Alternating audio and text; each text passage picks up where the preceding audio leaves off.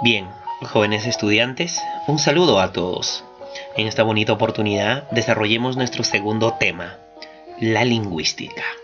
Bien, cuando hablamos acerca de la lingüística, diremos que es una ciencia, es una disciplina que se encarga de estudiar al lenguaje.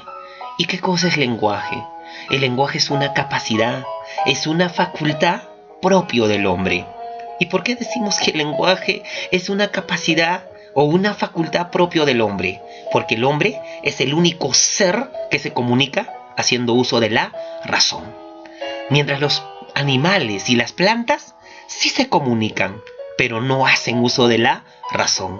Por eso decimos que el lenguaje es una capacidad o una facultad. Vayamos a desarrollar sus características. El lenguaje es universal. ¿Por qué decimos que el lenguaje es universal? Porque todos los seres humanos del mundo poseen esa capacidad, poseen esa facultad para comunicarse. Es racional, ¿por qué? Porque es producto de un proceso mental. Esto quiere decir que el hombre, para comunicarse, hace uso de la razón. Es multiforme, ¿por qué? Porque se manifiesta mediante varias formas. Mediante la palabra hablada, mediante la palabra escrita, mediante los gestos y entre otros. Es innato, ¿por qué? Porque nacemos con esa capacidad, porque nacemos con esa facultad para comunicarnos. Es biarticulado, ¿por qué? Porque está conformado por morfemas y fonemas. Primera articulación del lenguaje, morfemas. Y segunda articulación del lenguaje, fonemas. Morfemas son mínimas unidades significativas, mientras los fonemas son mínimas unidades sin significado. Ahora, vayamos a desarrollar los planos del lenguaje. Y son dos: la lengua y el habla. La lengua es un sistema de signos netamente lingüísticos. ¿Por qué decimos que la lengua es un sistema de signos netamente lingüísticos? Porque la lengua solamente se manifiesta mediante la forma oral o mediante la forma escrita, mientras que el habla es la realización de la lengua, es la concretización de la lengua. Ahora vayamos a ver la diferencia entre la lengua y el habla. La lengua es social, ¿por qué?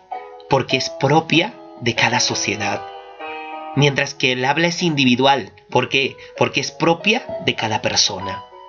La lengua es psíquica. ¿Por qué? Porque solamente representamos en el cerebro, mientras el habla es psicofísica, porque todo lo que representamos en el cerebro se manifiesta mediante la pronunciación, mediante la articulación.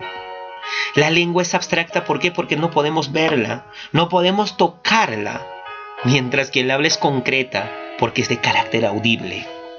La lengua es perdurable, porque su duración se da de generación en generación, mientras el habla es efímera, es pasajera, es momentánea, es fugaz. La lengua es homogénea porque es igual a todos los miembros de una sociedad, mientras el habla es heterogénea porque es de carácter variado de persona en persona. Ahora vayamos a desarrollar las variedades de la lengua. Uno, tenemos el dialecto. El dialecto tiene que ver con una variación diatópica. ¿Qué cosa es dialecto?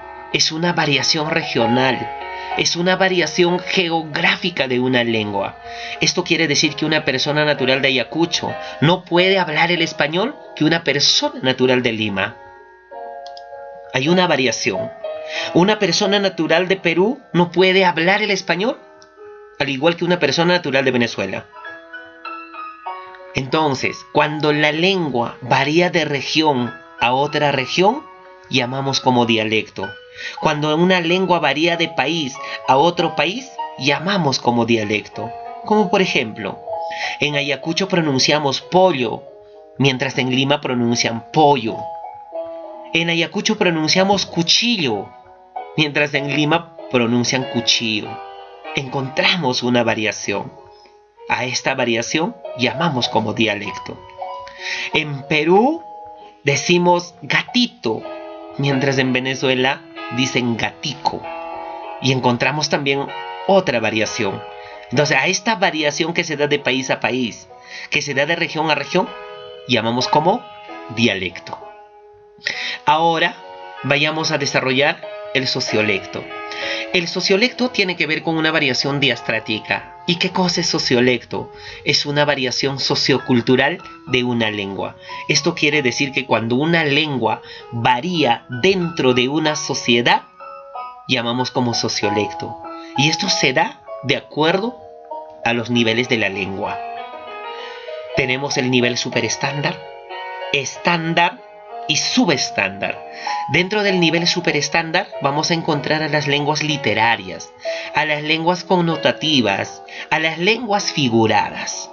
Mientras dentro de el nivel estándar vamos a encontrar una lengua culta y una lengua coloquial. La lengua culta se utiliza en ambientes profesionales, mientras la lengua coloquial se utiliza en ambientes familiares. Y aquí tenemos la diferencia. Dentro del nivel subestándar vamos a encontrar la lengua popular y la lengua vulgar. La lengua popular se caracteriza por el uso exclusivo de las jergas, como por ejemplo tombo en vez de policía, moica en vez de mochila. Y dentro de la lengua vulgar ya vamos a encontrar las groserías. Muy bien. Ahora vamos a decir qué cosa es idioma. El idioma es la lengua oficial de un país, definidos principalmente en términos político-administrativos. ¿Por qué político? Porque es aprobado por el Estado. Administrativo, ¿por qué? Porque está plasmada en la Constitución. Y son considerados idiomas en nuestro territorio el español, el quechua, aymara, jajaru, shipibo y entre otras lenguas aborígenes. Ahora vayamos a desarrollar las funciones del lenguaje. Y cuando hablamos acerca de las funciones vamos a decir que son 6 las funciones del lenguaje.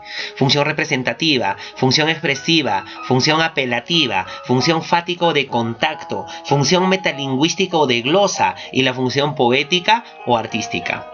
Estas 6 funciones del lenguaje son desarrolladas por 3 lingüistas.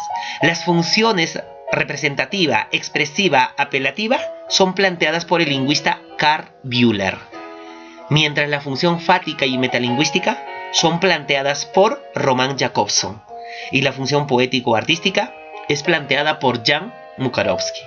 A continuación vayamos a detallar cada una de ellas. Función representativa, llamada también como una función referencial, cognoscitiva y enunciativa. Se realiza cuando el emisor solamente transmite una información al receptor. Como por ejemplo, el coronavirus es una enfermedad contagiosa. Vemos claramente que el emisor solamente transmite una información al receptor. Por lo tanto, es ejemplo de una función representativa. Y dentro de una función expresiva, vamos a decir que es llamada también como una función emotiva, afectiva y sintomática. Dentro de esta función, el emisor expresa sus sentimientos, emociones, deseos. Como por ejemplo, ojalá acabe esta cuarentena. Vemos claramente que el emisor expresa su deseo al receptor. Y cuando el emisor expresa su deseo al receptor, estamos hablando de un ejemplo de una función expresiva. Muy bien, ahora pasemos a desarrollar la función apelativa. La función apelativa, denominada también como una función exhortativa, conativa e imperativa. Dentro de esta función, el emisor busca una reacción en el receptor. Puede ser orden, mandato, ruego, súplica, pedido. Cuando es orden, mandato, ruego, súplica, pedido, estamos frente a una función apelativa. Como por ejemplo, estudiantes, no salgan de su casa. Vemos claramente que el emisor indica orden, indica mandato al receptor. Por lo tanto, es ejemplo de una función apelativa. Ahora desarrollemos la función fática o de contacto. Dentro de esta función fática o de contacto, el emisor busca iniciar, mantener o sencillamente terminar el contacto con el receptor. Dentro de esta función el emisor va a iniciar, va a mantener o va a terminar la comunicación con el receptor. Como por ejemplo, aló, aló, ¿me escuchas? Estamos viendo claramente que el emisor está iniciando la comunicación con el receptor.